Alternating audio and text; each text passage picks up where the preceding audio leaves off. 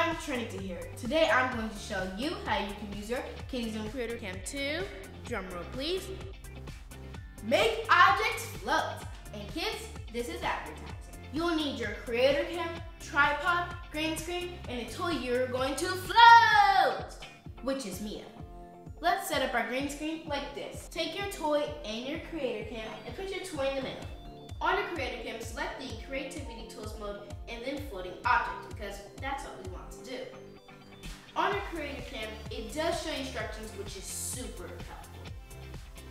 Okay, so line up your Creator Cam with the object.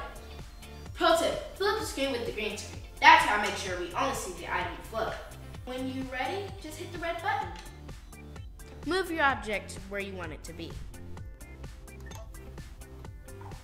That is so cool. Let's put it all together. Hit the record button, put your hand under the object, and make it flow. Let's watch it. It's not quite looking how I hoped. I can go into video editor and then trim the beginning so the artist starts with me holding the object. Yes, that's more like it.